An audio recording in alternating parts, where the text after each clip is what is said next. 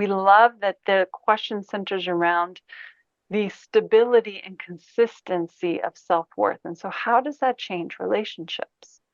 So from this reparenting process, if you will, we want you to pay particular attention to your own reparenting because it is vital, because it is a very important process. We're talking about every moment of instability, honoring it, nurturing it for the wild ride that it is, and then finding the stability in it, finding the stability and being exactly who you are.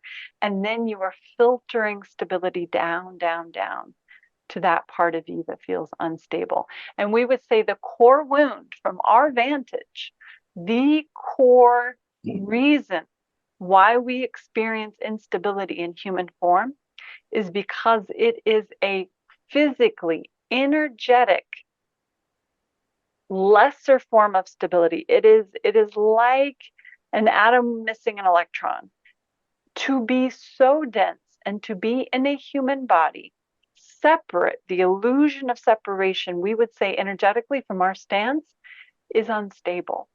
And so humans are grappling with this sort of flinging off of an electron to become an unstable isotope, if you will. So one of the great quests in being human is gathering back that stability, gathering it back because we all chose, knowing full well that we would come in and be unstable. Come in unstable. There's this separation. There's a lot of history and trauma in the earth. We all knew this full well before we came into the body. So now we're allowing for this, and we all came in desiring growth, desiring evolution, because it is quite the dualistic universe that we all have here. So all that to say, what starts to happen is this natural tendency to feel others, to understand at an energetic and emotional level where they're at. And this is triggered codependency in the negative sense, meaning I depend. For Randi and her definition, codependency is when she usurps her own sense of value for somebody else's.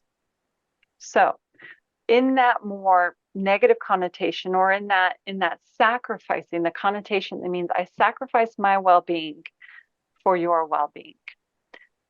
Do you feel how unstable that is? That is part of the illusion, that somehow I determine your worth and your value. And that also goes for the other way around. Somehow somebody else determines my value. So that's part of the instability of the illusion that the human beings were born into. And so the children, you as children, are sensing this. And it feels very unstable coming from such expansion that we just arrived from.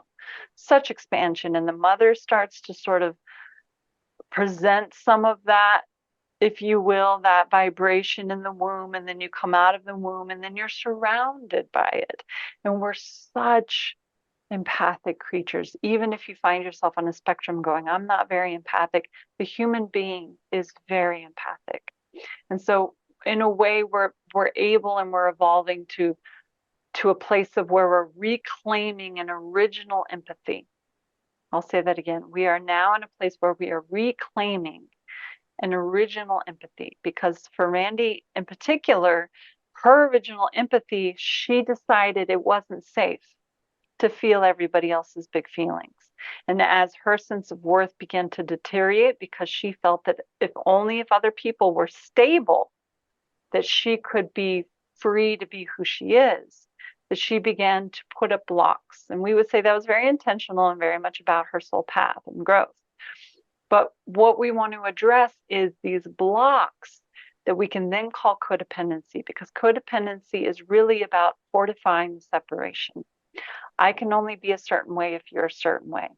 You're only a certain way if I'm a certain way. That's the That is the crutch of codependency as such. So we're going back to Stacey's question. How are we in the new earth feeling consistently our self-worth? And how can we shed this codependency so that we move into the flow? So we're sovereign and we come into these relationships where we don't start to go, oh, there's an instability, and then whatever your reaction is. Some people have to run from it. Some people have to explode around it. Some people have to blame another person around it. There's all kinds of symptoms, if you will, of the instability just creating more separation. So the answer, as always, is simple. Find your own stability. And we would say the greatest agent of stabilization in the mind, heart, body, spirit complex is love, understanding, and acceptance. So again, taking a moment to notice, and Randi is becoming more and more practiced at it, where she starts to feel the instability. She starts to feel the slip. And usually the symptoms for her are, I'm blaming another person. I'm feeling irritable. I'm feeling like I'm sapping my energy because I'm giving so much of it to another person. I feel like I need a break. I feel like I don't want to do something. I feel uninspired. I feel like I need to run away or isolate or hide. So Randi has her own set of symptoms. And if you don't already know your set of symptoms, we highly suggest either pausing this video or at the end of the session, really asking yourself, what are the triggers? What is that unstable isotope for me? Now, one of the amazing, brilliant things that happens in humanity these days is children. So we know that we're feeling, especially Stacey in this group, that as she has children, there are beings that need her a lot. So one of the ways that we are instilled with this program, it's both the problem and the solution. It's a beautiful gift and the human game, if you will, or coming to this world, the journey of the human being, is that as we have children, they are equally teaching us how to stay stable in our individuation while also teaching us that our empathy can be so powerful. We don't even need to, we would just say that there is an evolution where a child comes into this world and the emotions become less big, or the crises become fewer and fewer, or the bickering between siblings, or the instability starts to stabilize because children start to arrive into a vibration and a density or dimension where there's less of that separation illusion. And we know you're already experiencing it. But in the meantime, children teach us, they're the greatest teachers on how to stay stable and how to reflect that stability, not by saying, tone it down, go take your instability somewhere else. I need a moment. It's around being so quickly and drastically and expertly in yourself that no matter what is happening around you, you have a shared capacity for yourself and for another.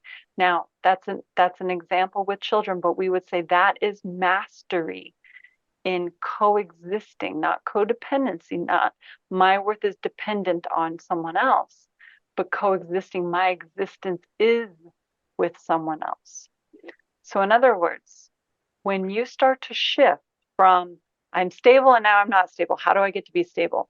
I'm stable now, I'm not stable, how do I get to be stable? I'm stable now, I'm really not stable, and I'm going to stay unstable, and that's okay because I'm figuring out what instability really means for me. And now here I am stable again. So this journey is going to happen because this is simply who we are, and this is where we're at. We've been doing this since we were children. But what is starting to happen is the same way that you might experience a giving and receiving. We are giving blessings and receiving blessings. There becomes a greater greater capacity for simultaneity in these opposites. So in other words, yes, it is a dualistic universe, but it is also simultaneously, there's non-dualism that is anchoring this dualistic universe. So what that starts to become is you can hold both and, more and more and more and more, both and. Stability and instability become something different. No less unstable, but no less stable. So what we would say is that as you are in your authority, as you are in your own unique valuing of yourself, as you are knowing your worth, we can also be present to the instability of whatever is in our environment. So our empathy is going to pick up distress. That is one of the things about codependency is we tend to become codependent. We tend to enact one of our triggers when we feel somebody else is in distress. We don't throw the word codependent around if we're all in a space of the heart and joy and freedom. It doesn't exist. Codependency and this idea of sacrificing your own worth only happens when that instability is picked up, whether it's you or whether it's someone else. And what tends to happen in the history of codependent relationships is that instability that comes from here or there compounds, and then there's bigger and bigger and bigger and bigger instability. Well, I just have to sacrifice something. And we would say that's part of the illusion. Sacrifice, the word sacrifice belongs to that density. Because if you are in your heart and you are in a heart space and you are truly stable and you grab that extra electron or whatever you need to stay in that state of coherence, there is no sacrifice. There is simply relationship. There's flow state. So we understand, Stacy, your question is, how do we stay in this flow state? How do we enjoy the flow state as often as possible? And we would say, step one, understand your own instability. What brings it on? What are the symptoms? What are the ways that you enact your own instability? Two, what are the tools to get you to a stable place? And then once you start to really master that, coming back into stability, once you begin to really familiarize yourself with the comfort, the same thing that we addressed in the beginning of this session, that there's a ease, a surrender, a real porousness to that stability and that coherence and that frequency of love. And as that becomes so prevalent and so saturated in your life, and we would say that you all here are living that vibration. Now the challenge, what finger are we on? Now the challenge is to be both and. In other words, as you're able to hold a state of coherence, you through your empathy will perceive more keenly. This is something that Randi couldn't understand before. She couldn't hold the state of coherence and encounter suffering around her. She would pretend that she could, without pretending, and denial is another form of instability. But if you can stay coherent and perceive and let your empathy go out into the suffering. So in other words, I'm not going to stay in my bubble. I'm going to stay in my bubble. This is really good. I don't have to go out into the world because the world is unstable. That's another reflection of instability. Yes, you see the fear there. So as you are able to be more and more coherent, more and more in the flow state, then you can, the empathy will start to ping miles away, ways away. You'll hear a story about somebody going through something and it's immediate. It's not just a story. You can feel it. You can feel the ripples in that wider and wider and longer and higher and taller expanded version of your reality, because you have the ability to do both and to be stable and then honor instability that's going on around you. And therefore it reflects within an echo or a memory or an understanding of yourself.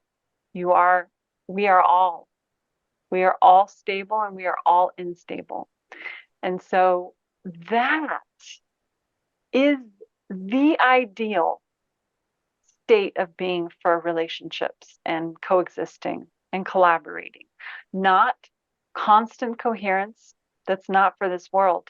It's other worlds, it's other dimensions. It's not the one you chose.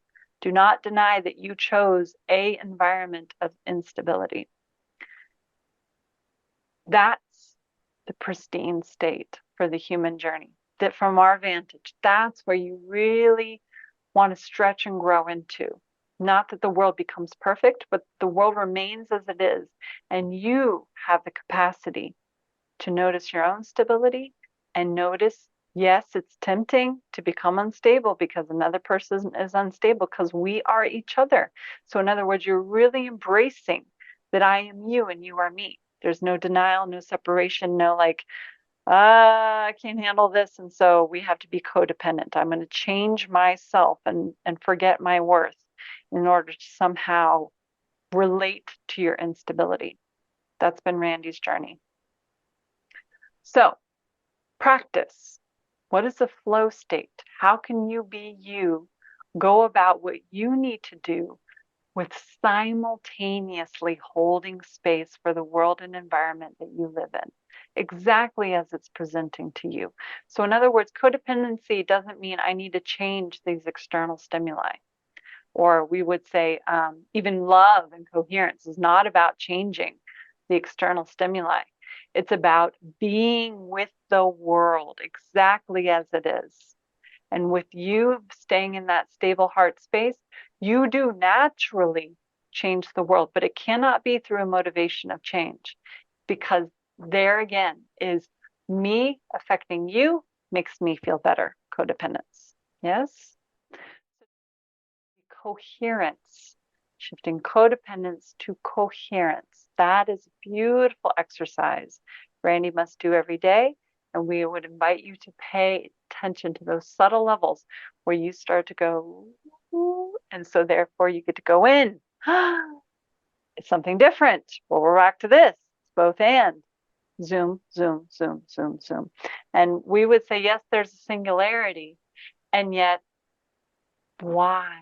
Go to that singularity when you are here in this multiple, multidimensional, diverse existence. Such a thrilling, creative place to be. So love that. Every beautiful seed of creation, of both being with, happy, satisfied, steady, stable, honoring, adoring, pleasurable, by all that's happening, chaotic, unstable, or not. That is a beautiful, beautiful place to be. And we would say that we are thrilled by the existence and being here with you. How beautifully unstable and stable it is. Namaste. Namaste.